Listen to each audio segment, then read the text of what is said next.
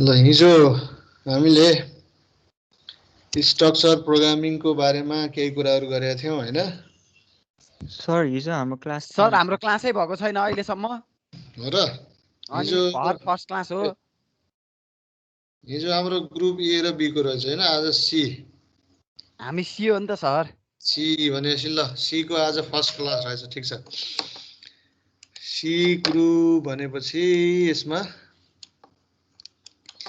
हाम्रो कोर्सको बारेमा अलिकति डिस्कस गरौँ र यो कोर्स अब्जेक्ट ओरिएन्टेड प्रोग्रामिङ भनेर भनेको छ अब्जेक्ट ओरिएन्टेड प्रोग्रामिङ भने पनि यसमा हाम्रो अब्जेक्ट ओरिएन्टेड प्रोग्रामिङमा धेरै ल्याङ्ग्वेजहरू छन् थुप्रै ल्याङ्ग्वेजहरू हुन्छ त्यसमध्ये object oriented programming with C++ हो यो कोर्स चाहिँ र सी ल्याङ्ग्वेज फर्स्ट सेमेस्टरमा सी ल्याङ्ग्वेज पढिसकेका भएको हुनाले C++ को बेस भनेको पनि त्यही सी ल्याङ्ग्वेज हो एकैचोटि सी ल्याङ्ग्वेज छोड नपढिकन C++ पढ्न लाग्यो भने एकदम टोटल्ली नयाँ जस्तो लाग्न सक्थ्यो अब सी ल्याङ्ग्वेज पढिसकेका भएको हुनाले धेरै कुराहरू सीकै कुराहरू आउँछ यसमा प्रोग्राम लेख्ने स्टाइलदेखि लिएर अनि प्रोग्रामको सिन्ट्याक्सहरू जम्मै ग्रामरहरू सबै कुराहरू सी को धेरै कुरो मिल्छ किन भन्दाखेरि C is the subset of C++ त्यति कुरा बुझ्यो भने सबै कुरो क्लियर भयो सी भनेको C++ कै सबसेट हो सी लाई इन्हान्स गरेर C++ बनाइयो हो भनेपछि सी को सबै फिचरहरू C++ मा हामी युज गर्न सक्छौँ र C++ भनेको सी को एउटा सुपरसेट हो C++ त्यसैले C++ मा सी को सबै कुराहरू इन्क्लुड छ भनेपछि त्यो इन्क्लुड भएको केही सी लाई हामीले पढिसकेका छौँ बेसिक केही कुराहरू अब त्यसपछि एक्सटेन्डेड कुराहरू के छ त C++ मा भन्दाखेरि अब्जेक्ट ओरिएन्टेडको कुरा आयो र त्यो के हो अब्जेक्ट ओरिएन्टेड भनेको कस्तोलाई अब्जेक्ट ओरिएन्टेड भन्ने के हो कन्सेप्ट ती कुराहरू यो कोर्समा आउँछ र यो कोर्सको अर्गनाइजेसन पनि सिमिलर सी को जस्तै छ र अरु सबै कुराहरू उस्तै हो जस्तै मार्किङ इभ्यालुएसन देखि जम्मै 60 + 20 + 20 60 20 20 भनेको फाइनल एक्जाम भनेको 60 को मात्रै हुने हो र 40 भनेको हाम्रो ल्याब र एसेसमेन्ट गरेर 40 सी मा जस्तै एक्ज्याक्टली के भयो स्क्रिन देखेछ छैन स्क्रिन अहिले देखाएको छैन मैले कसैकोमा देखिया छैन कि के छ तपाईको भिडियो मात्रै देखाएको छ सर स्क्रिन तपाईले शेयरै गर्नु भएको छैन नि कहाँ देखिन्छ त स्क्रिनको कुरा गरेको छैन मैले अहिले है मैले बेसिक कुराहरू भन्दै छु हस् सर अब्जेक्ट ओरिएन्टेडमा सी ल्याङ्ग्वेज पढे भएको हुनाले C++ मा त्यही कुराहरू धेरै रिपिट हुन्छ त्यही भएर सी को कन्सेप्ट चाहिँ राम्ररी फेरि रिकल गर्नु पर्यो अब हुन त सी पनि पढ्दै जानुपर्छ किन भन्दाखेरि एक्जाम त भएको छैन सी को पनि हैन त्यो पनि एक्जाम टियुले कुन बेला लिन्छ त्यति बेला दिनु पर्ला त्यही भएर C++ पढेपछि सी लाई पनि फेरि अलिकति फाइदै हुन्छ सी को एक्जाम दिँदाखेरि पनि C++ पढियो भने अझ इजी हुने हो अहिले आछ स्क्रिन यस सर ल यसमा अब introduction to object oriented programming भन्दाखेरि यसमा हामी के पढ्छौं भन्दा सुरुमा यो कोर्समा बेसिक केही फिचरहरू अब्जेक्ट ओरिएन्टेड भने के हो यो भन्दा अगाडि कस्तो कस्तो प्रोग्रामिङ प्याराडाइमहरू थियो त्योको बारेमा अलिकति डिस्कस गर्छौं त्यसपछि गएर अनि युनिट वाइज पढ्दै जाँदाखेरि हाम्रो थर्ड युनिटबाट गएर सिलेबस मैले अपलोड गरिदिएको छु त्यो पनि हेर्नु त्यसमा थर्ड युनिट देखि गएपछि बल्ल अब्जेक्ट ओरिएन्टेड कन्सेप्ट सुरु हुन्छ फर्स्ट र सेकेन्ड युनिट भनेको बेसिक सी को जस्तै तर सी मा प्लस अरु केही थपथाप भएको के कुराहरू छ त्यसको बारेमा हामीले यो दुईटा युनिटहरुमा पढ्छौं पहिलो युनिट भनेको इन्ट्रोडक्सन भइहाल्यो थ्योरेटिकल पुरै सेकेन्ड युनिटमा बेसिक्स अफ C++ आउँछ त्यसपछि थर्ड युनिटमा गइसकेपछि बल्ल अब्जेक्ट एन्ड क्लास भनेर अब्जेक्ट ओरिएन्टेड कन्सेप्ट सुरु हुन्छ र अब्जेक्ट ओरिएन्टेड कन्सेप्टमा त्यसपछि कर्मैसँग अब्जेक्ट ओरिएन्टेडको फिचरहरू इनहेरिटेन्स एब्स्ट्र्याक्सन पोलिमर्फिजम यी जम्मै कुराहरू आउँछ र लास्टमा गएर exception handling template file handling यी कुराहरू क्लासमा आउँछन्। अब यसमा यो कोर्समा पनि अब ल्याबको लागि पनि एउटा असाइनमेन्ट क्वेसनहरू हामी बनाएर दिन्छौँ मैले, त्यसको आधारमा प्र्याक्टिस पनि गर्दै जाने। अनि यहाँ क्लासमा पनि केही कुराहरू डेमो ल्याब यस्तो गरौँला केही पढिसकेपछि 1-2टा च्याप्टरमा पछि गर्दाखेरि। र अहिले यसमा चाहिँ यो फर्स्ट युनिट छ introduction to object oriented programming. र अब्जेक्ट ओरिएन्टेड प्रोग्रामिङ पढ्दाखेरि अब अहिले यो च्याप्टरमा हामीले के टपिक्सहरू भन्दाखेरि बेसिक ल्याङ्ग्वेजको प्याराडाइम के छ पहिलेदेखि अहिलेसम्म, त्यस्तै गरेर स्ट्रक्चर प्रोग्रामिङको अलिकति ओभरभ्यू के हो, स्ट्रक्चर प्रोग्रामिङ कस्तो हुन्छ, कस्तोलाई स्ट्रक्चर प्रोग्रामिङ भनिन्छ, अनि अब्जेक्ट ओरिएन्टेड प्रोग्रामिङ एप्रोच भनेको कस्तो हो र त्यसका क्यारेक्टरिस्टिक्सहरू के छन्, फाइदा बेफाइदा के छन्, ती कुराहरू यसमा आउँछ।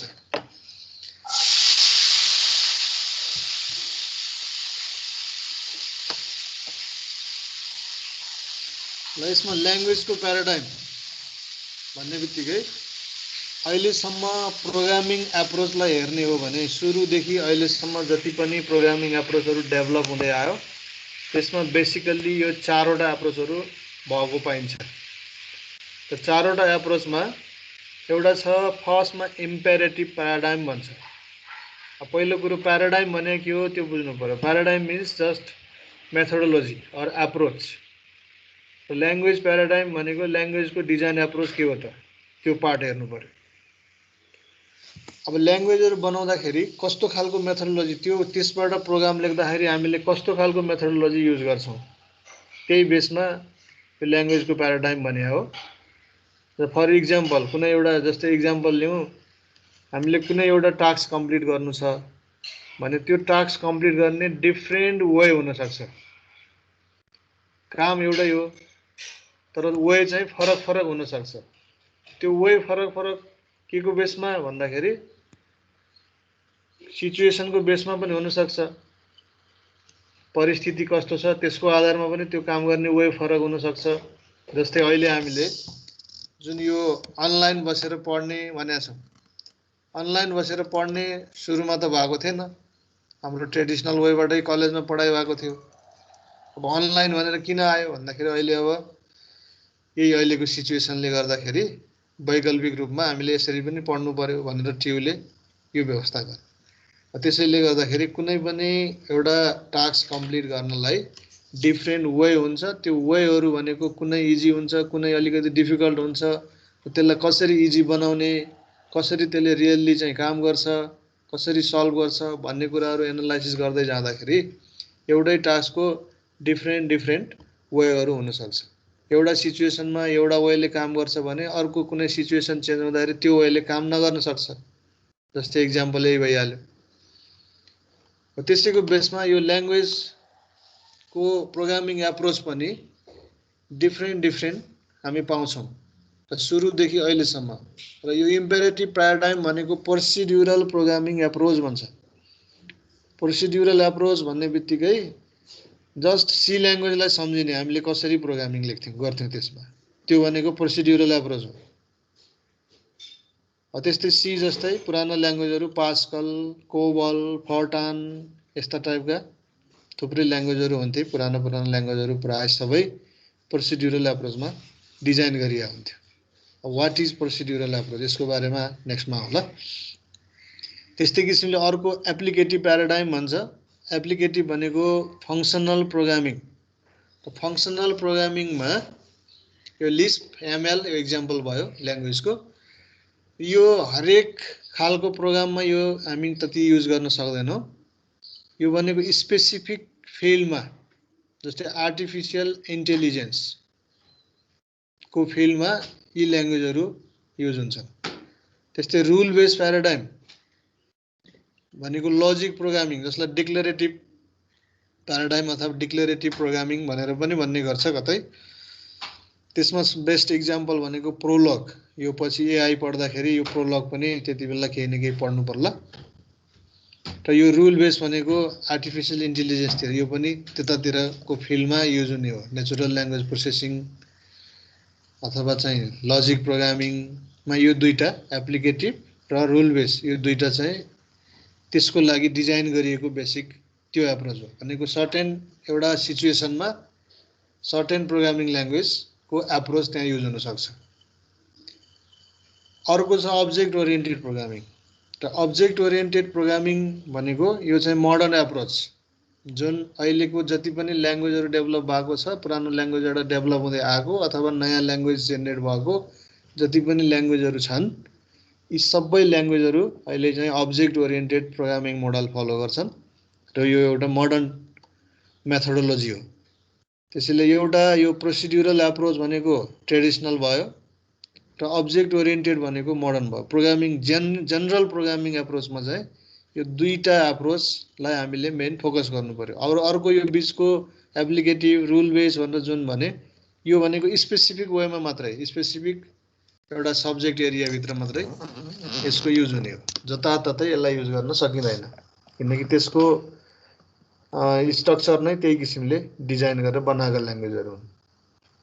र केही यस्ता अरू पनि ल्याङ्ग्वेजहरू थुप्रै छन् जुन चाहिँ कुनै प्रोसिड्युरल एप्रोचमा काम गर्छन्, कुनै अब्जेक्ट ओरिएन्टेड एप्रोचमा काम गर्छन्। र बेसिकल्ली पुराना ल्याङ्ग्वेजहरू पहिले युज हुने धेरै ल्याङ्ग्वेजहरू प्रोसिड्युरल प्रोग्रामिङ एप्रोचमा थिए र आजकलको मोडर्न जति पनि ल्याङ्ग्वेजहरू युज हुन्छन् यिनीहरू भनेको धेरै जसो अब्जेक्ट ओरिएन्टेड प्रोग्रामिङ कन्सेप्ट नै युज गरे हुन्छ।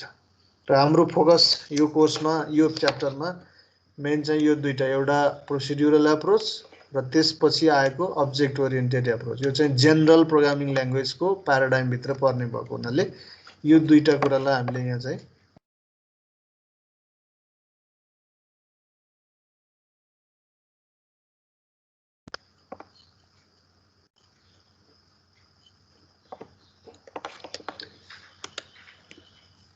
त्यसपछि गएर object oriented programming as a different paradigm. त अब्जेक्ट ओरिएन्टेड प्रोग्रामिङमा जब प्रोग्रामिङ हामी गर्न थाल्छौँ त्यति बेला त्यो अब्जेक्ट ओरिएन्टेड होस् अथवा प्रोसिड्युरल होस्, त्यसमा यो दुईटा कुरा इम्पेरेटिभ र अब्जेक्ट ओरिएन्टेडलाई कम्पेयर गर्दाखेरि इम्पेरेटिभ प्याराडाइम भन्ने बित्तिकै वाट टु डु नेक्स्ट, के गर्ने भन्ने कुरालाई यसले बढी फोकस गर्छ र अब्जेक्ट ओरिएन्टेडले के गर्छ, what does the object do and how, त्यसले चाहिँ अब्जेक्टलाई फोकस गर्छ। अब यहाँ अब्जेक्ट भनेको के भन्दाखेरि पछि हामीले प्रोग्रामिङमा डाटा स्ट्रक्चरमा यसलाई चाहिँ अब्जेक्टलाई डाटाको मोडलिङलाई अब्जेक्ट भनेर लिन्छौँ, एउटा एब्स्ट्र्याक्ट डाटा टाइप। अनि यो चाहिँ वाट टु डु भनेको एक्सन, एक्सनलाई चाहिँ हामीले स्टेटमेन्ट, बेसिक सिङ्गल एउटा सिम्पल एक्सन भनेको स्टेटमेन्ट भनिन्छ प्रोग्रामिङ ल्याङ्ग्वेजमा। एउटा स्टेटमेन्टले एउटा कुनै न कुनै काम गर्छ, के गर्नलाई के स्टेटमेन्ट लेख्ने भन्ने कुरा बढी महत्त्वपूर्ण हुन्छ। अनि स्टेटमेन्टहरूलाई कलेक्सन गरेर हामीले फङ्सन बनाउन सक्छौँ, फङ्सनले पनि के गर्ने भन्ने कुरामा नै फोकस गरे हुन्छ। तर अब्जेक्ट ओरिएन्टेडमा हामीले सुरुमा चाहिँ अब्जेक्टलाई फोकस गर्छौँ। अब्जेक्ट भनेको डाटा मोडलिङ पहिलो कुरा हुन्छ, एब्स्ट्र्याक्ट डाटा टाइप, जसलाई अब्जेक्ट ओरिएन्टेडमा क्लास भनेर डाटा टाइप एउटा डिफाइन गरेको छ। त्यसको बारेमा अब पछि C++ पढ्दाखेरि सबै कुरा आइहाल्छ। अब activity, central activity of programming भन्दाखेरि इम्पेरेटिभ प्याराडाइममा get the computer to do something, instruction लेखिदिने कम्प्युटरले काम गर्ने भनेपछि फोकस अन द टास्क, के गर्ने भन्ने कुरामा फोकस हुने भयो। अब्जेक्ट ओरिएन्टेड भन्दाखेरि चाहिँ यसमा अब्जेक्ट ओरिएन्टेडमा चाहिँ get the object to do something भनेको अब्जेक्ट डिफाइन गर्ने, अब्जेक्टको इन्टरेक्टिभिटी जुन चाहिँ अब्जेक्टको बिहेभियर, त्यो कुरालाई हाम्रो सिस्टमभित्र मोडलिङ गर्ने प्रोग्राम गर्दाखेरि। भन्दाखेरि यसले चाहिँ अब्जेक्टले के गर्ने भने त्यसको बारेमा समथिङ केही यसले भन्छ भने यसले चाहिँ के गर्ने, एक्चुअल के गर्ने, टास्क के कम्प्लिट गर्ने भन्ने कुरा चाहिँ त्यसको सेन्ट्रल एक्टिभिटीभित्र पर्छ। त्यसैले प्रोसिड्युरल एप्रोचमा हामीले एक्सनलाई इम्फेसिस दिन्छौँ, अब्जेक्ट ओरिएन्टेडमा डाटालाई इम्फेसिस दिन्छौँ र डाटाको प्राइभेसीलाई इम्फेसिस दिन्छौँ। यो बेसिक कन्सेप्ट भयो। त्यसपछि अब जाउँ procedural programming approach. Procedural programming एप्रोचमा के कुराहरू आउँछ र यसलाई सरसर्तै भन्दाखेरि सी ल्याङ्ग्वेजमा पढ्दाखेरि हामीले प्रोग्राम कसरी लेखेका थियौँ त्यो कुरा सम्झिनु पर्यो। सी ल्याङ्ग्वेजमा प्रोग्रामिङ गर्दाखेरि हामीले प्रोग्रामको स्ट्रक्चर जस्तो थियो त्यो अनुसार हेडर फाइल राख्ने, मेन फङ्सन लेख्ने, अनि मेनभन्दा माथि ग्लोबल भेरिएबल डिक्लेयर गर्ने, मेनभन्दा पछाडि गएर अब अरू लोकल भेरिएबल, त्यसपछि फङ्सन, फङ्सन कल हुँदै मेनको इन्डिङ, फेरि पछाडि गएर फङ्सनको नयाँ डिफिनिसन यसरी लेख्ने भनेर जुन एउटा सीले एउटा प्रोग्राम स्ट्रक्चर दिएको थियो त्यसको बेसमा हेर्दाखेरि हामीले त्यहाँ खालि के गर्ने यसपछि के गर्ने यसपछि के गर्ने भनेर त्यसमा मात्रै फोकस गरेका छौँ। त्यसैले यो प्रोसिड्युरल एप्रोचले के भन्छ भन्दाखेरि program is the list of instruction. Program भनेको एउटा इन्स्ट्रक्सनको लिस्ट मात्रै हो भन्छ प्रोसिड्युरल एप्रोचमा। र इन्स्ट्रक्सनको लिस्ट भनेको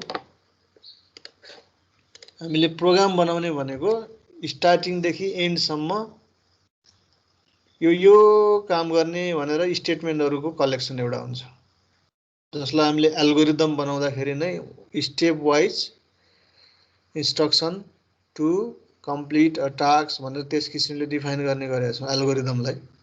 अनि त्यही एल्गोरिदमलाई प्रोग्रामिङ ल्याङ्ग्वेजको कोडमा कन्भर्ट गरेपछि त्यो चाहिँ के हुन्छ भन्दाखेरि प्रोग्राम बन्छ। र त्यो प्रोग्राम भनेको एउटा कुनै पनि काम गर्नलाई जे गर्नुपर्छ स्टेप वाइज त्यही कुरालाई स्टेटमेन्टमा कन्भर्ट गरेर स्टेटमेन्टको एउटा कलेक्सन नै के हो भन्दाखेरि प्रोग्राम भयो। त्यसले यसमा यो कुरालाई यसले फोकस गर्छ। त्यसपछि प्रोग्राम हामी लेख्दै गयौँ, when it becomes very large then separate task can be divided into the functions. जुन हामीले सी ल्याङ्ग्वेजमा फङ्सनहरू लेख्ने गर्थ्यौँ र फङ्सन लेखिसकेपछि त्यो फङ्सनलाई मेन प्रोग्राममा कल गर्थ्यौँ। र त्यसरी फङ्सन बनाएर मेन प्रोग्राममा कल गर्ने जुन काम छ त्यो भनेको होल एउटा सिङ्गल टास्कलाई सानो सानो टास्कहरूमा डिभाइड गरे अब। अनि त्यो डिभाइड गरेको टास्क सानो टास्कलाई सल्भ गर्नलाई एउटा फङ्सन बनाइयो, अनि चाहेको ठाउँमा ट्याक्क त्यो फङ्सनलाई कल गरियो। भनेपछि प्रोग्राम जति ठुलो हुँदै गयो फङ्सनको सङ्ख्या पनि हामीले त्यही किसिमले बढाउँदै जान्छौँ। र फङ्सन सी ल्याङ्ग्वेजमा फङ्सन भन्ने टर्म युज गरिरहेको थियो। अब यसमा अरू ठाउँमा ल्याङ्ग्वेज अनुसार कसैले सब रुटिन्स भने हुन्छ, त्यही कुरालाई कसैले सब प्रोग्राम्स भने हुन्छ, कसैले प्रोसिड्युर्स भने हुन्छ, एउटै नाम हो। त्यसले प्रोग्राम लिस्ट अफ इन्स्ट्रक्सन, अनि प्रोग्राम ठुलो हुँदै गयो become larger than divided into the small functions. The function completes a particular task for which it is designed, and several functions are grouped into modules. अब module बनाउनु पर्यो हामीले कुनै एउटा प्रोग्राम मोड्युल भने त्यसभित्र थुप्रै फङ्सनहरू आएको हुनसक्छ। अनि त्यसपछि मोड्युलबाट ठुलो एउटा चाहिँ एप्लिकेसन बनाउनु पर्यो भने त्यसमा चाहिँ मल्टिपल मोड्युलहरू हुनसक्छ र ती मोड्युलहरूको कलेक्सन एप्लिकेसनबाट लार्ज प्रोग्राम भयो। अनि त्यो एउटा हरेक मोड्युलभित्र फेरि फङ्सनहरू हुन्छ, हरेक फङ्सनभित्र फेरि स्टेटमेन्टहरू हुन्छ। यो किसिमले प्रोग्रामलाई अर्गनाइज गरे हुन्छ। यो एउटा प्रोसिड्युरल एप्रोच भयो। अब यसमा सुरुमै हामीले डाटा स्ट्रक्चर मोडलिङ, त्यसमा चाहिँ डाटा हाइडिङ, क्याप्सुलेसन त्यस्ता टाइपका कन्सेप्टहरू यसमा केही पनि आउँदैन। सरसर्ती टास्कलाई फोकस गर्ने, टास्क ओरिएन्टेड भएर प्रोग्राम लेख्दै जाने। र यस्तो खालको एप्रोच भनेको प्रोसिड्युरल एप्रोच हो, जुन एक्जाम्पलको लागि सी ल्याङ्ग्वेजलाई फलो गर्नु। त्यसपछि त्यही भित्र प्रोसिड्युरल एप्रोच भित्रै एउटा अर्को एप्रोच पनि हामीले एज अ सब सेटको रूपमा डिफाइन गर्न सक्छौँ। That is the structured programming approach भन्छ। अब स्ट्रक्चरको ओभरभ्यू हेरौँ।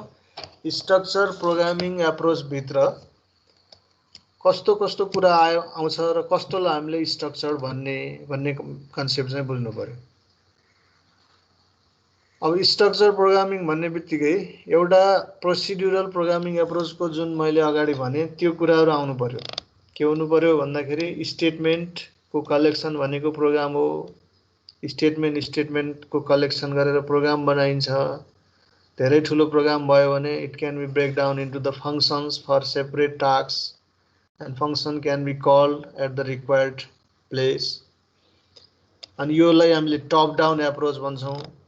टप डाउन एप्रोच भनेको सुरुमा होल प्रब्लमको हामीले चाहिँ सल्युसन खोज्छौँ अनि त्यसको सल्युसन डिजाइन गर्दा गर्दा त्यसमा चाहिँ हामीले त्यसलाई ब्रेकडाउन गरेर सानो सानो फङ्सनहरूसम्म पुग्छौँ र त्यो सबैलाई मिलाएर प्रोग्राम बनाउँछौँ। भनेपछि टपबाट सुरु गरेर अनि सल्युसन बनाउँदै जाँदाखेरि बटमसम्म पुग्ने जुन प्रोसिडर हुन्छ that is called the top down approach. त यसले फलो गर्ने भनेको टप डाउन एप्रोच हो प्रोसिड्युरल प्रोग्रामिङ एप्रोचले, र स्ट्रक्चर प्रोग्रामिङ भनेको त्यसकै एउटा सबसेट हो प्रोसिड्युरल भित्रै युज हुने। अब यसमा स्ट्रक्चर प्रोग्रामिङमा के हुन्छ त, कस्तो कस्तो फिचरहरू हुनुपर्छ स्ट्रक्चर्ड हुनको लागि भन्दाखेरि यसमा कन्ट्रोल स्ट्रक्चरहरू हुन्छ र फ्लो अफ कन्ट्रोल जुन छ स्टेटमेन्टहरूको त्यो सिक्वेन्समा हुन्छ र हरेक स्ट्रक्चर कन्ट्रोल स्ट्रक्चरहरूको single entry point single exit point हुन्छ। त्यसपछि गएर त्यो कन्ट्रोल स्ट्रक्चरहरू पनि एउटा सिक्वेन्समा जान्छ र त्यहाँ कन्ट्रोल स्ट्रक्चर भित्रको स्टेटमेन्टहरू पनि सिक्वेन्समा एक्जिक्युट हुँदै जान्छ। सिक्वेन्समा भन्नुको अर्थ वान आफ्टर एनअदर, एउटा भएपछि अर्को, अर्को भएपछि अर्को गरेर त्यसरी जान्छ। त भने यस्तो खालको एप्रोच यो चाहिँ स्ट्रक्चर प्रोग्रामिङ एप्रोच हो। अब हाम्रो सी ल्याङ्ग्वेज कस्तो टाइपको होला त? सी ल्याङ्ग्वेजको कुरा गर्दाखेरि सी ल्याङ्ग्वेजलाई हामीले स्ट्रक्चर प्रोग्रामिङ एप्रोच भनेर भन्ने कि नभन्ने?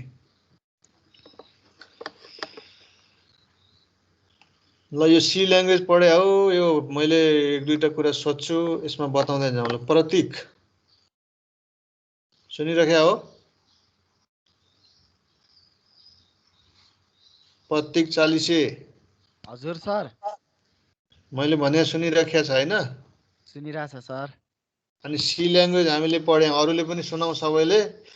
सी ल्याङ्ग्वेज पढिसकेका कुरा भयो भनेपछि सी ल्याङ्ग्वेजमा हामीले प्रोग्राम जसरी लेख्यौँ त्यो आधारमा भन्दाखेरि मैले यहाँ अहिले केही कुरा गरेँ स्ट्रक्चर प्रोग्रामिङको। हजुर। सी ल्याङ्ग्वेजलाई स्ट्रक्चर प्रोग्रामिङ भन्ने कि नभन्ने?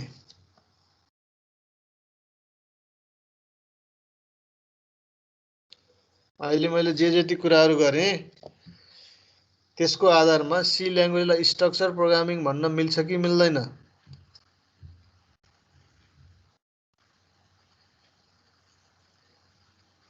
केही छ आइडिया? छैन सर। र त्यसो अर्को साहिल केही छ यसमा?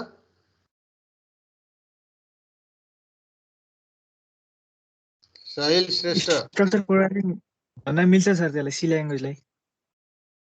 मिल्छ, मैले अहिले भनेका कुराहरू त्यसले मिट गर्छ हैन? हजुर सर। अब स्ट्रक्चर प्रोग्रामिङ सी ल्याङ्ग्वेजबाट हामीले एउटा प्रोग्राम लेख्यौँ भने that is the structure program. अब सीमा अरू एउटा के पनि फिचर हुन्छ भने त्यहाँ गो टु भन्ने स्टेटमेन्ट युज भएको छ कतै, कहिले गरे केही छ अनुभव? Jumping statement, jumping statement go to. अब गो टु युज गर्यो भने के हुन्छ? मैले त्यो जुन कुराहरू भने त्यो त्यसले चाहिँ रिप्रेजेन्ट गर्छ कि गर्दैन? गर्छ सर। गर्छ हैन? यस सर। हो नेक्स्ट अर्को म अर्को कसलाई सोधौँ भन्दाखेरि ल यो प्रशान्त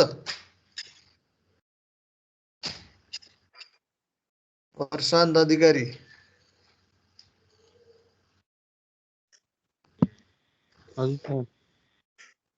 गो टु स्टेटमेन्ट युज गर्यो भने त्यसले स्ट्रक्चर प्रोग्रामिङ भन्ने कुरालाई चाहिँ रिप्रेजेन्ट गर्छ कि गर्दैन?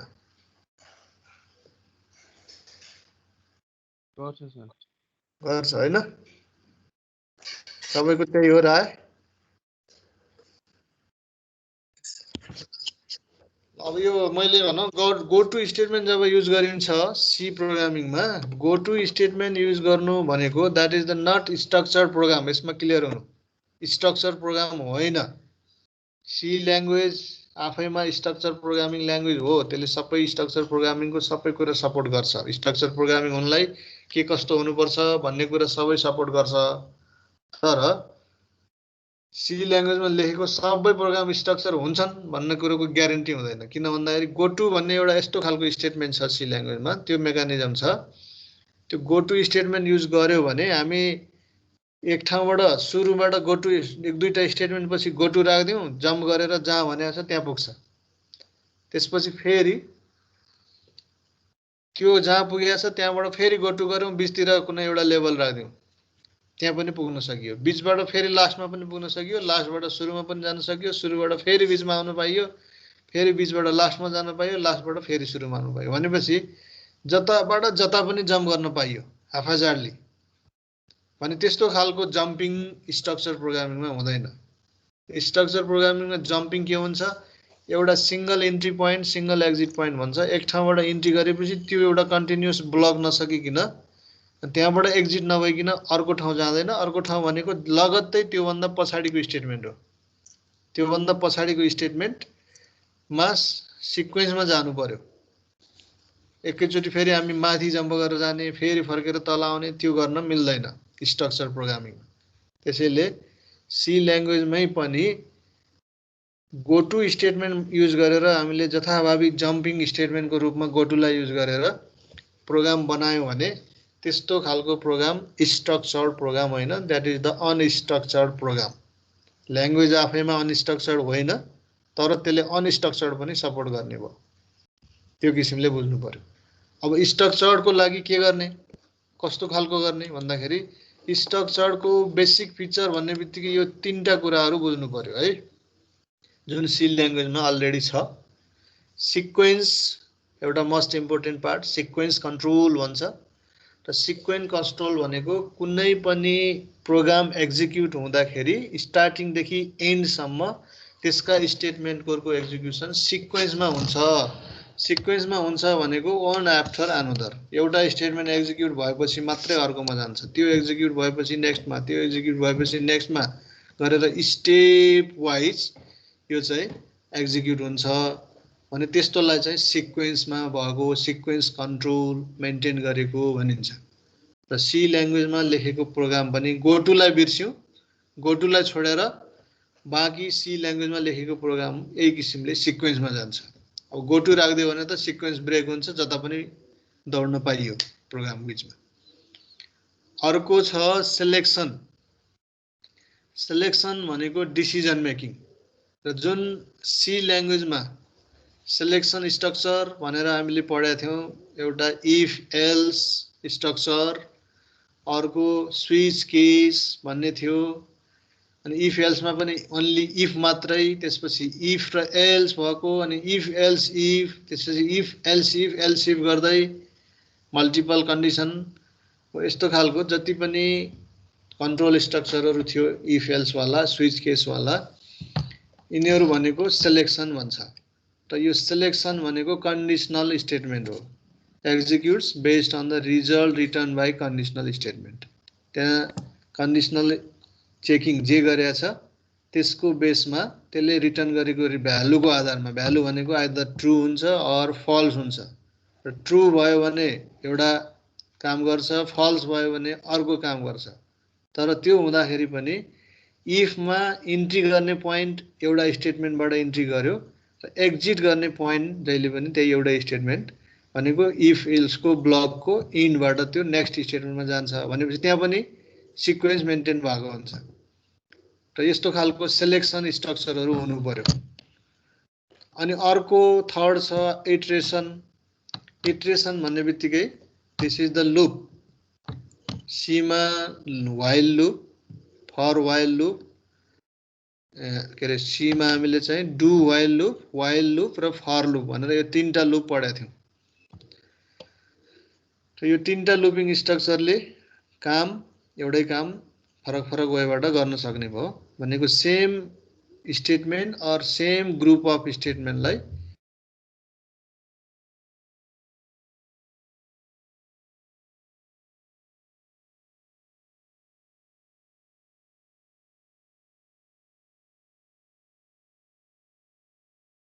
अथवा डु वाइलको वाइलभित्र अथवा फरभित्र जुन कन्डिसन एप्लाई गर्छौँ त्यो कन्डिसन र त्यो कन्डिसनले रिटर्न गरेको भ्यालुको आधारमा त्यो भ्यालु ट्रु हुँदासम्म एक्जिक्युट हुन्छ, फल्स भएपछि एक्जिक्युटबाट बाहिर जान्छ लुपमा। हो यस्तो खालको रिपिटिसन अथवा इटरेसन जसलाई भनिन्छ यो खालको स्ट्रक्चरहरू हुनु पर्यो। So for structure programming the most important 3 structures are sequence control, selection structure and iteration structure or looping structure. यो तीनटा कुरा हुनै पर्छ। त यो तीनटा फिचरहरू राम्रोसँग इम्प्लिमेन्ट गरेछ भने त्यस्तो खालको प्रोग्रामिङ एप्रोचलाई चाहिँ स्ट्रक्चर प्रोग्रामिङ एप्रोच भनेर भन्न सकिन्छ। र यो प्रोसिड्युरल प्रोग्रामिङ एप्रोचकै एउटा पार्ट हो। हुन त अब्जेक्ट ओरिएन्टेडमा पनि यी सबै कुराहरू आउँछन्, तर अब्जेक्ट ओरिएन्टेडको पनि प्रोग्राम स्ट्रक्चर एक किसिमले नै जाला, तर स्ट्रक्चर प्रोग्रामिङ मात्रै भन्दाखेरि त्यो एप्रोच भनेको यो प्रोसिड्युरल एप्रोचबाटै आएको त्यसैको भित्रको एउटा सबसेट हो। यी कुराहरू कम्पलसरी हुनु पर्यो अनि यी फिचरहरूलाई सेटिस्फाई गर्छ भने बल्ल त्यसलाई हामीले structure program or structure programming approach भनेर भन्न सक्छौँ। अब यसमा यही स्ट्रक्चर प्रोग्रामिङको बेसिक फिचरहरू यिनीहरू भयो र यसको एक्सटेन्डेडमा गएपछि अब प्रोग्राम ठुलो हुँदै गयो भने हामीले चाहिँ फङ्सनहरू डिभाइड गर्छौँ, फङ्सन मिलाएर प्रोग्राम मोड्युल बनाउँछौँ भनेर जुन कुरा भनियो प्रोसिड्युरल एप्रोचमा हो त्यो कुरा यसमा पनि आउने भयो। स्ट्रक्चर प्रोग्रामिङमा पनि हामीले फङ्सनहरू बनाउँछौँ। यदि प्रोग्राम ठुलो हुँदै गएपछि फङ्सनमा डिभाइड गर्ने, फङ्सनलाई फेरि एउटा मोड्युल बनाउने, मोड्युलबाट कलेक्सन गरेर एउटा प्रोग्राम लार्ज प्रोग्राम बनाउने भन्ने जुन कन्सेप्ट छ त्यो सबै कुराहरू यसभित्र आउँछ। तर बेसिक फिचरमा यति कुरा हुनु पर्यो। फङ्सन भनेको कम्पलसरी हुनै पर्छ भन्ने छैन, त्यो प्रोग्रामको स्ट्रक्चर हेरेर हुन्छ। फङ्सन नचाहिने पनि हुन्छ, चाहियो भने हामी ठुलो प्रोग्राम हुँदै गयो भने बनाउँदै जान्छौँ। अब यसमा एउटा यो पिक्चरिकल भ्यू हेरौँ। सी ल्याङ्ग्वेजको प्रोग्राम यस्तै टाइपको हुन्थ्यो। मेन प्रोग्राम हाम्रो यो भयो, मेन भित्र लेख्ने जति कुरा छन् यहाँ भित्र लेखियो अनि त्यसपछि फङ्सनहरू हामीले थुप्रै डिफाइन गर्यौँ मेन भन्दा बाहिर, जस्तै function 1, function 2, function 3, function 4, 5, 6, 7, 8 suppose यो 8 वटा फङ्सन डिफाइन भयो सेपरेटली। र मेन फङ्सनले यो 3टा फङ्सनलाई कल गरेको छ। यहाँ यो डायग्राम हेर्दाखेरि फङ्सन 1 लाई 2 लाई 3 लाई कल गरेको छ। फेरि यो फङ्सन 1 र फङ्सन 2 ले यो 4 लाई पनि कल गरेको छ, फङ्सन 2 ले 7 लाई पनि कल गरेको छ, फङ्सन 2 ले 5 लाई पनि कल गरेको छ, 3 ले पनि 5 लाई कल गरेको छ, 5 ले पनि 8 लाई कल गरेको छ, त्यस्तै 4 ले 6 लाई कल गरेको छ। भनेपछि फङ्सनको बिचमा पनि सर्टेन केही रिलेसन छ र मेन प्रोग्राम र फङ्सनहरूको बिचमा पनि रिलेसन छ।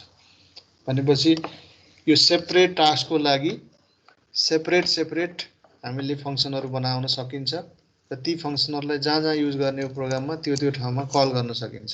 र यो ओभरअलमा यो ठुलो एउटा मेन प्रोग्राम भयो जसमा यति धेरै फङ्सनहरूको युज भएको छ। भनेपछि मेनभित्र डाइरेक्टली युज नभए पनि इन्डाइरेक्टली 6, 8, 5, 4, 7 यिनीहरू पनि इन्डाइरेक्टली यो फङ्सन थ्रु युज भएको छ र डाइरेक्टली 1, 2, 3 युज भएको छ। यसरी यो टप डाउन एप्रोच भनेको सुरुमा हामीले यो मेन प्रोग्राम कस्तो बनाउने भन्ने किसिमले सोच्छौँ, त्यसपछि त्यहाँभित्र आउने कामहरूलाई छुट्टै फङ्सन बनाएर कल गर्छौँ, डिभाइड गर्दै जान्छौँ र यसलाई टप डाउन एप्रोच भनिन्छ।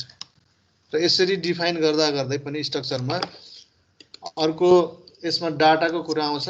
डाटाहरू चाहिँ दुई किसिमले, एउटा ग्लोबल र एउटा लोकल। लोकल र ग्लोबल भनेर दुई किसिमको डाटाहरू हामी डिफाइन गर्न सक्छौँ। जस्तै सी ल्याङ्ग्वेजको केसमा त्यही मेन फङ्सन भन्दा माथि डिफाइन गरेको छ भने त्यसलाई ग्लोबल भनिन्थ्यो। मेन फङ्सन भन्दा भित्र डिफाइन गर्यो भने त्यो मेनको लागि लोकल भयो। र कुनै सेपरेट अर्को फङ्सनमा भित्रै डिफाइन भएको डाटाहरू छ भने त्यसलाई चाहिँ लोकल डाटा भनिन्थ्यो। अब त्यही कुरा ग्लोबल र लोकल भनेर दुई किसिमको डाटाहरू यहाँ डिफाइन गर्छौँ। र ग्लोबल डाटा कुनै पनि फङ्सनले फ्रीली एक्सेस गर्न पाउँछ। त्यो प्रोग्रामभरि भएको जुनसुकै एन्टिटीले पनि फ्रीली एक्सेस गर्न पाउने भयो ग्लोबल।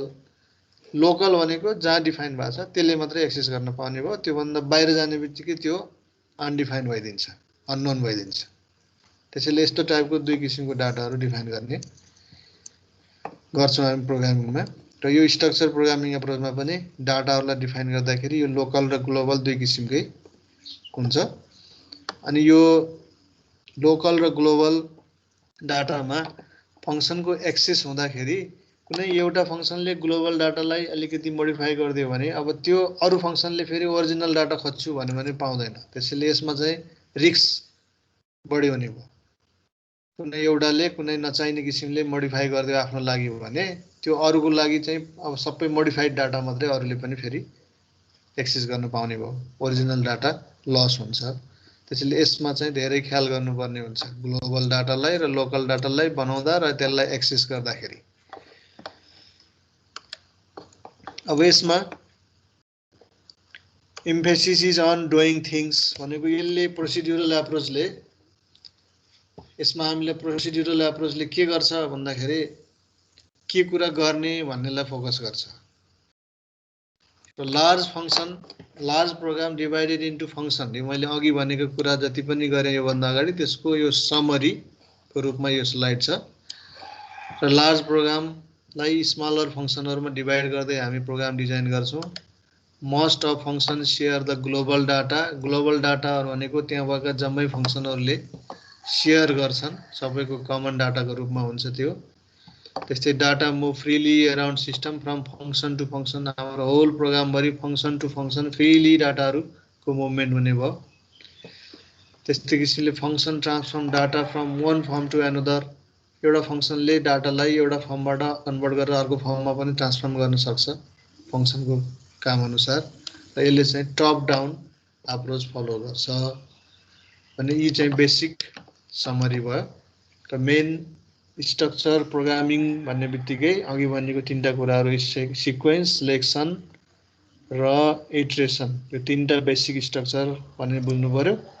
अरु यो फंक्शन मोड्युल अनि तिनीहरु भनेको त्यसपछि एक्सटेन्डेड जति प्रोग्राम ठुलो हुँदै जान्छ हामी फंक्शन बनाउँदै जान्छौं अझै ठुलो हुँदै जान्छ फंक्शनको मोड्युल बनाउँदै जान्छौं अब त्यो किसिमले जाने भयो। अब यसको केही ड्रब्याक्सहरु जस्तो स्ट्रक्चर प्रोग्रामिङमा के किन हामीलाई चाहिँ अब्जेक्ट ओरिएन्टेड चाहियो त्यही स्ट्रक्चर प्रोग्रामिङले काम गरिराखेको भए पनि हुन्थ्यो भन्ने कुरो आउँछ। अब यो किन हामीलाई चाहिँ स्ट्रक्चर प्रोग्रामिङ छोडेर यो अब्जेक्ट ओरिएन्टेडमा लाग्नु पर्यो भन्दाखेरि कुनै एउटा काम जुन रियल्ली जसरी चाहिँ सबै कुरालाई रिप्रेजेन्ट हुनुपर्ने थियो त्यो कुरा सबै फुलफिल हुन सकेन भने हामीले अर्को मेथोडोलोजी चुज गर्नुपर्ने हुन सक्छ।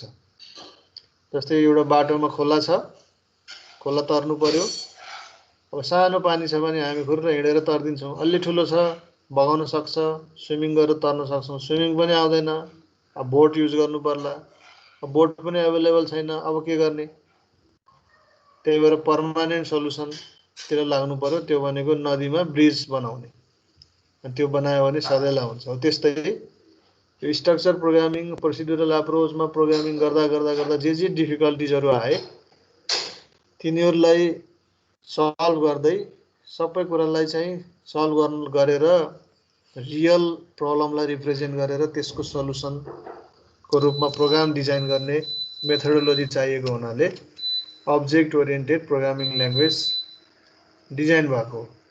अब यसमा के हुन्छ त भन्दाखेरि कठिन के हुन्छ डिफिकल्टीज के हुन्छ अब यो प्रोसिड्युरल अप्रोचमा भन्दाखेरि identify difficult to identify which data is used by which function. अब धेरै फंक्शनहरु छ अघि देखाएको थिएँ मैले डायग्राममा त्यस्तोमा चाहिँ ग्लोबल डाटा सबैले युज गरिरहेछ सबैले चलाइरहेछ भने कुन फंक्शनले कुन डाटालाई चलायो कुन फंक्शनले कुन मोडिफाई गर्यो त्यो ट्र्याक गर्न पनि गाह्रो भयो र त्यसले चाहिँ डाटाको सेक्युरिटीलाई मेन्टेन गर्न सक्दैन। त्यसले गर्दाखेरि यो चाहिँ अलिकति डिफिकल्ट भयो। Global variable overcome the local variable. अब ग्लोबल भेरिएबल छ ग्लोबल भेरिएबलले लोकल भेरिएबललाई ओभरराइड गर्छ। हामीले एउटा कुनै नामको ग्लोबल भेरिएबल डिफाइन गर्यौं भने अब त्यो नाममा हामीले लोकल भेरिएबल कुनै बनाउनु पर्यो केही भ्यालुहरु स्टोर गर्नु पर्यो भने त्यतिबेला त्यहाँ पनि कठिनाइ हुन्छ। अब एक्सटर्नल डाटा स्ट्रक्चर हामीले के बनाएको छौं डाटा स्ट्रक्चर त्यसलाई चाहिँ रिभाइज गर्नु पर्यो भने त्यसलाई एक्सेस गर्ने ओभरअल फंक्शनहरु के छन् त त्यो प्रोग्राम भरि जम्मैलाई रिभाइज गर्नुपर्ने हुन्छ। त्यो डाटा स्ट्रक्चर चेन्ज गर्ने बित्तिकै ओभरअल फंक्शनमा त्यसको इम्प्याक्ट पर्छ। त्यसैले सबै फंक्शनलाई नै फेरि रिभाइज गर्नुपर्ने हुन्छ।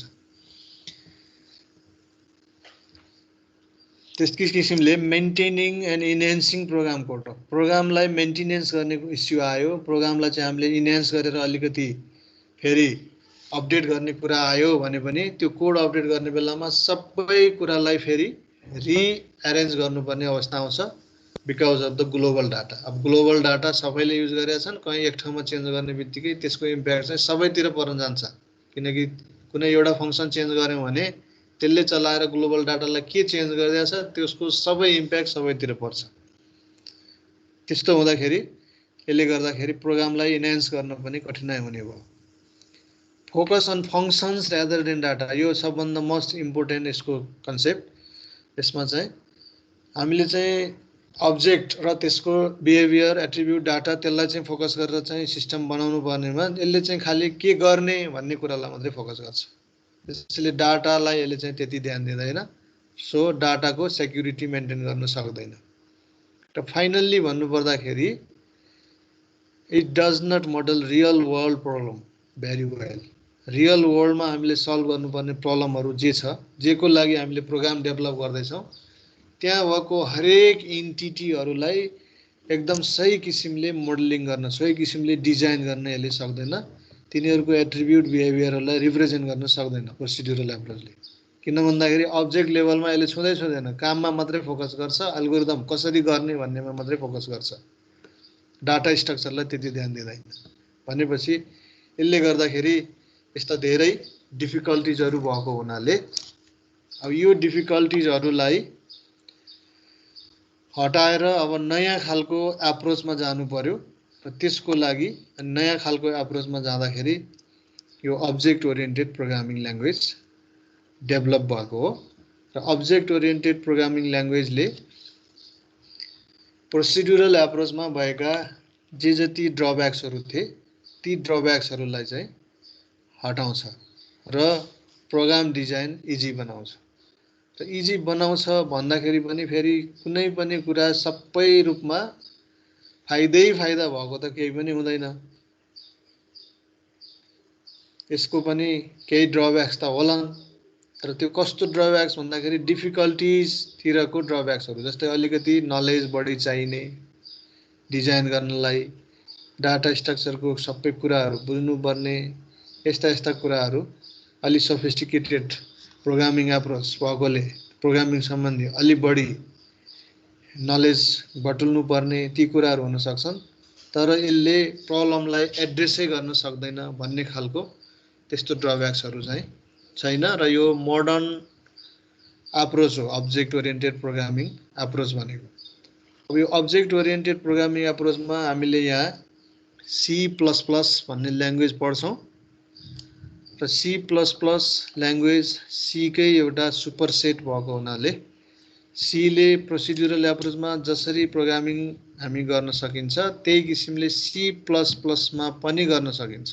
C++लाई हामीले अब्जेक्ट ओरिएन्टेड भने पनि अब्जेक्ट ओरिएन्टेडको कन्सेप्टलाई युजै नगरिकन पनि हामी प्रोग्राम डेभलप गर्न सक्छौँ युजिङ C++।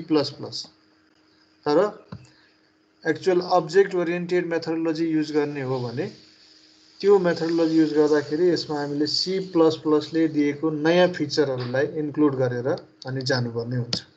दुवै किसिमले यसमा गर्न सकिने हो।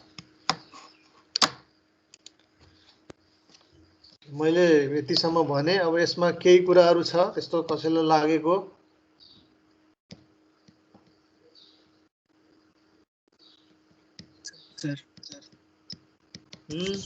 छैन सर। सर अघि एउटा त्योहरूले global variable overcomes the local variables भनिसकेको थियो नि, त्यो के हो? त्यो एकचोटि फेरि भनिदिनु न। ग्लोबल भेरिएबल भनेको हामीले जुन प्रोग्राममा सबैले एक्सेस गर्न पाउने गरी डिफाइन गर्छौँ हैन, सबैले एक्सेस गर्न पाउने गरी डिफाइन गर्छौँ। कहाँ डिफाइन गर्छौँ भन्दाखेरि अब जस्तै सबभन्दा सजिलो अहिलेलाई बुझ्नलाई सी ल्याङ्ग्वेजमा हामीले मेन भन्दा माथि डिफाइन गर्थ्यौँ हो। अनि त्यो मेन भन्दा माथि डिफाइन गरेको भेरिएबल ग्लोबल भेरिएबल भयो। त्यो ग्लोबल भेरिएबललाई त्यो प्रोग्राम भरि जति पनि फङ्सनहरू छ, स्टेटमेन्टहरू छ, जहाँसुकै त्यो प्रोग्रामभरि सबैले त्यसलाई एक्सेस गर्न पाउँछ, कुनै रोकटोक हुँदैन। तर लोकलमा के हुन्छ, त्यही लोकल स्कोपभित्र मात्रै एक्सेस हुन्छ। भनेपछि हामीले एउटा ग्लोबल भेरिएबल बनायौँ, अब त्यस्तै टाइपको तल लोकल भेरिएबल पनि बनायौँ भने त्यति बेला के हुने भयो, ग्लोबल भेरिएबल र लोकल भेरिएबलमा हामीले त्यहाँ त्यो नाम युज गर्दाखेरि त्यसले के गर्छ भन्दाखेरि अब ल्याङ्ग्वेजको बेसमा सी ल्याङ्ग्वेजमा त लोकल भेरिएबल र ग्लोबल भेरिएबल एउटै नाम राख्नै पाइँदैन कुनै ल्याङ्ग्वेजमा। र ग्लोबल भेरिएबल बनाइसकेपछि अब लोकल भेरिएबल बनाउन खोज्यो सेम नेम भने बनाउनै पाइएन, मलाई त्यही नाम राख्नै पाइएन, त्यही कुरा युज गर्नै पाइएन। त्यो पनि एउटा पाटो भयो। ग्लोबल भेरिएबल बनाइसकेपछि त्यसले लोकल भेरिएबल सेम बनाउन दिँदैन, ओभरकम गर्छ भन्नुको अर्थ त्यो भयो प्रोसिड्युरल एप्रोचमा। र अर्को सी प्लस प्लसमै जाउँ। सी प्लस प्लसमा पनि हामीले अब्जेक्ट ओरिएन्टेडको कन्सेप्ट छोडिदिउँ, सिम्पल फिचर छोडिदिउँ र त्यसमा यो ग्लोबल भेरिएबल डिक्लेयर गरौँ एउटा, र कुनै भित्र गएर लोकल भेरिएबल पनि सेम नेमको बनाउन पाइन्छ त्यहाँ चाहिँ त्यो ल्याङ्ग्वेजमा। तर एउटै नामको भए पनि अब कुनै ठाउँमा गएर हामीले सिधै त्यो भेरिएबललाई युज गऱ्यौँ बाहिर अर्को फङ्सनमा भने उसले के गर्छ, ग्लोबललाई लिने कि लोकललाई लिने हो, त्यति बेला त्यहाँ चाहिँ समस्या आउँछ चिनाउनलाई। त्यसको लागि अरू मेथोडोलोजी हुन्छ, हाम्रो सी प्लस प्लसमा अरू टेक्निकहरू लगाएको हुन्छ। र नर्मल्ली भन्दाखेरि ग्लोबल भेरिएबलहरू सबैतिर एक्सेसिबल हुन्छ, लोकल भेरिएबल एउटा सीमित ठाउँमा मात्रै एक्सेस हुने भएकोले ग्लोबल भेरिएबलले सबैलाई ओभरराइड गर्छ, भनेको सबैलाई ओभरटेक गरे हुन्छ, त्यहाँ बनाउन दिँदैन, हो त्यही कुरालाई चाहिँ ओभरराइड गर्छ भने हो। नर्मल्ली हामीले प्रोसिड्युरल एप्रोचमा त ग्लोबल भेरिएबल बनाछौँ भने अब लोकल भेरिएबल त्यही नाममा अर्को बनाउँछु भन्यो भने बनाउनै पाइँदैन। त्यही भएर ग्लोबल भेरिएबल ओभरकम्स लोकल भेरिएबल भन्नु त्यो कन्सेप्ट भनिएको। अरू केही सर अनि त्यो गो टु स्टेटमेन्ट चाहिँ अब्जेक्ट ओरिएन्टेड प्रोग्रामिङमा पर्छ। एकजना बोल्नु है, एकैचोटि बोल्दाखेरि अलि इको आउँछ। यसो पालो पालो हात रेज गरे पनि हुन्छ।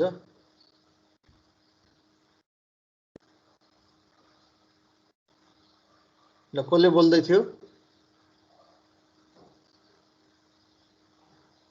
सर त्यो गो टु स्टेटमेन्ट चाहिँ के अरे अब्जेक्ट ओरिएन्टेड प्रोग्रामिङमा पर्छ। अब्जेक्ट ओरिएन्टेड प्रोग्रामिङमा गो टु स्टेटमेन्ट युज गरिँदैन। अब अब्जेक्ट ओरिएन्टेड प्रोग्रामिङ ल्याङ्ग्वेज भन्ने बित्तिकै ल्याङ्ग्वेज त सी प्लस प्लस भयो होइन। अहिले हाम्रो यहाँको कन्सेप्टमा यो ल्याङ्ग्वेज सी प्लस प्लस मात्रै होइन, यस्ता थुप्रै हजारौँ ल्याङ्ग्वेज छन्। अहिले हामीले यहाँ पढ्ने सी प्लस प्लस भएर मैले त्यसको नाम लिइरहेको छु। अब यसमा go to statement C plus प्लसमा पनि युज गर्न मिल्छ। किन मिल्छ भन्दाखेरि सी ल्याङ्ग्वेज सी प्लस प्लसकै सबसेट हो भनेर त्यति स्टेटमेन्टमा भनिसकेपछि अब अरू सबै कुरो बुझ्नु पर्यो। सी प्लस प्लसकै सबसेट हो भने त त्यहाँ सी प्लस प्लसमा त सीमा भएको सबै कुरा आउने भइहाल्यो, कुनै पनि छुट्ने भएन। तर सी प्लस प्लसमा सीमा भन्दा अरू केही नयाँ कुराहरू थपिने भयो, त्यति मात्रै कुरा हो। भनेपछि अब्जेक्ट ओरिएन्टेड प्रोग्राम लेख्दाखेरि हामीले गो टु त्यहाँ पनि युज गर्न सक्छौँ, किन सी प्लस प्लसमा अनि सबै ल्याङ्ग्वेजमा गो टु हुँदैन। यहाँ गो टु भनेको यो सी को कुरा आएको र गो टु युज गरे हो, त्यस्तै अरू कुनै बेसिक ल्याङ्ग्वेजमा पनि गो टु भन्ने कुराहरू हुन्छ, जम्मैमा चाहिँ गो टु भन्ने हुँदैन। त्यस्तै टाइपको अरू स्ट्रक्चरहरू हुन्छ।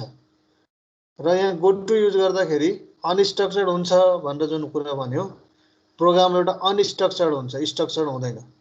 त्यसको अर्थ के हो भन्दाखेरि सिक्वेन्समा त्यसले सिक्वेन्सलाई ब्रेक गरिदिइहाल्छ कि सिक्वेन्स छोडेर जता मनला जता पनि जम्प गर्न पाइयो, त्यस्तो जता पनि जम्प गर्न पाउने स्ट्रक्चर प्रोग्रामिङ भनिँदैन। त्यही भएर अब्जेक्ट ओरिएन्टेड ल्याङ्ग्वेजमा पनि गो टु यदि एभाइलेबल छ भने युज गर्न नसकिने भन्ने होइन, हामीले सी प्लस प्लसमा पनि युज गर्न सक्छौँ। तर सी प्लस प्लसमा पनि त्यो युज गरेपछि त्यो पनि अनस्ट्रक्चर्ड भइदिन्छ। हामीले प्रोग्राम चाहिँ स्ट्रक्चर्ड हुनुपर्ने भन्यो, तर गो टु युज गरेर जथाभावी जम्प गरायो भने त्यो पनि अनस्ट्रक्चर्ड भइदिन्छ। तर सी ल्याङ्ग्वेजको केसमा सी ल्याङ्ग्वेजमा त अब्जेक्ट ओरिएन्टेड नै होइन, त्यो प्रोसिड्युरल एप्रोचमा भयो, तर स्ट्रक्चर्ड चाहिँ हो। स्ट्रक्चर हुने बित्तिकै त्यसमा पनि गोटु युज गर्दाखेरि त्यो अनस्ट्रक्चर बनाइदिन्छ गोटुले। त्यही भएर हामीले स्ट्रक्चर प्रोग्रामिङ गरिरहेछौँ भने त्यो केसमा सी ल्याङ्ग्वेजबाट गोटु भन्ने स्टेटमेन्टलाई युज गर्नु भएन, त्यो कुराहरू भने हो। Thank you sir. सर योभन्दा अगाडि स्लाइडको थर्ड पोइन्ट बुझाइदिएछ न एकचोटि फेरि। योभन्दा अगाडि स्लाइडको थर्ड पोइन्ट भनेको यसको हजुर सर। यो to revise an external data structure भन्ने यो होइन? हजुर सर। र यो के भन्ने भन्दाखेरि हामीले कुनै पनि प्रोग्राममा डाटा स्ट्रक्चर त बनाउँछौँ। डाटा स्ट्रक्चर भनेको के भन्दाखेरि एउटा बेसिक डाटादेखि अलि कम्प्लेक्स डाटा सबै कुराहरू आउँछ डाटा स्ट्रक्चरमा। जस्तै सिम्पल एउटा सानो 2-3 लाइनको प्रोग्राम लेखे पनि त्यहाँ एउटा इन्टिजर ए भनेर डिफाइन गर्यो भने त्यो ए भन्ने डाटा स्ट्रक्चर भयो। अब त्यसलाई अलिकति एक्सटेन्ड गर्दै एरे बनायो, त्यो पनि डाटा स्ट्रक्चर। कुनै स्ट्रक्चर युज गर्यो, युनियन युज गर्यो, त्यो पनि डाटा स्ट्रक्चर। अब अब्जेक्ट ओरिएन्टेडमा त क्लास भनेर बनाउँछौँ, त्यो पनि डाटा स्ट्रक्चर। अब त्यो डाटा स्ट्रक्चर एउटा बनाइसकेपछि त्यही डाटा स्ट्रक्चरबाट हामीले भेरिएबलहरू बनाउँछौँ होइन? अब यसमा प्रोसिड्युरल एप्रोचको कुरा गरौँ। अब्जेक्ट ओरिएन्टेडमा कन्सेप्ट अलिकति फरक होला। प्रोसिड्युरल एप्रोचमा हामीले एउटा डाटा स्ट्रक्चर बनायौँ, सपोज इक्जाम्पलको लागि एउटा स्ट्रक्चर नै बनायौँ र स्ट्रक्चरभित्र थुप्रै भेरिएबलहरू राखेर एउटा डाटा स्ट्रक्चर क्रिएट भयो, त्यसको भेरिएबल क्रिएट भयो अनि त्यसलाई चाहिँ हामीले डिफ्रेन्ट ठाउँमा फङ्सनहरूमा युज गऱ्यौँ, मेनमा युज गऱ्यौँ, त्यसपछि कलिङ फङ्सनहरूमा युज गऱ्यौँ, सबैतिर युज गरेर एउटा ठुलो प्रोग्राम बनेको छ जहाँ चाहिँ त्यो डाटा स्ट्रक्चरको जताततै युज भएको छ। अब हामीलाई के गर्नु पर्यो भन्दाखेरि केही कुरा चेन्ज गर्नुपर्ने भयो। चेन्ज गर्नलाई त्यो डाटा स्ट्रक्चरमा केही कुरा चेन्ज गर्नु पर्यो, रिभाइज गर्नु पर्यो भने त्यो डाटा स्ट्रक्चर चेन्ज गरेको इम्प्याक्ट कहाँ पर्छ त भन्दाखेरि जो फङ्सनहरूले त्यसलाई एक्सेस गरे हुन्छ, त्यसलाई युज गरे हुन्छ, त्यो सबै ठाउँमा त्यसको इम्प्याक्ट पर्छ। अब त्यत्रो सबै ठाउँमा इम्प्याक्ट पर्ने भएको हुनाले अब हामीले के गर्नुपर्ने भयो भन्दाखेरि डाटा स्ट्रक्चर रिभाइज गर्ने बित्तिकै सबैतिर त्यसको इम्प्याक्ट फङ्सनहरूमा पनि के रिभाइज गर्नुपर्छ भन्ने कुरालाई पनि रिभाइज गर्नुपर्ने भयो। र फङ्सनहरू जसले त्यो डाटा स्ट्रक्चरलाई एक्सेस गरिरहेको हुन्छ ती सबैलाई रिभिजन गर्नु पर्यो, सबैलाई मोडिफाई गर्नुपर्ने अवस्था आउन सक्छ। त्यो कुरा भनेको छु। अब यही कुरा के हुन्छ अब्जेक्ट ओरिएन्टेडमा के हुन्छ भन्दाखेरि हामीले डाटा स्ट्रक्चर बनाउँदाखेरि नै फङ्सन पनि त्यही भित्रै इन्क्लुड गरे हुन्छौँ र फङ्सन त्यही भित्रै इन्क्लुड गर्ने बित्तिकै कुनै एउटा डाटा स्ट्रक्चरको मोडिफिकेसन भनेको डाटा स्ट्रक्चर भित्रको सबै कुरा त्यही एउटा सिंगल बन्डल भित्रै आउँछ जसलाई इन्क्याप्सुलेसन भनिन्छ। पछाडि गएर अरू फङ्सनहरूलाई मोडिफाई गर्नु पर्दैन। तर प्रोसिड्युरल एप्रोचमा चाहिँ त्यो कुरा आउँछ। एउटा डाटा स्ट्रक्चरको मोडिफिकेसनले इम्प्याक्ट कहाँ पर्छ त्यो सबै फङ्सनहरू मोडिफाई गर्दै जानुपर्ने हुन्छ भने हो।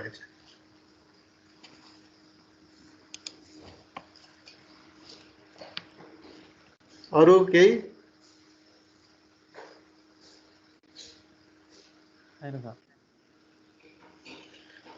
ल आजलाई यो यतिसम्म गरौँ, अब टाइम पनि सकिन लाग्यो। अब यसपछि भोलि यो अब्जेक्ट ओरिएन्टेड कन्सेप्टतिर त्यसको फिचरहरू त्यसका चाहिँ अनि हाम्रो एडभान्टेज डिसएडभान्टेज ती कुराहरू चाहिँ भोलिको क्लासमा हेरौँला। ल आजलाई चाहिँ यति गरौँ है। हस्, थ्याङ्क यू सर। ल।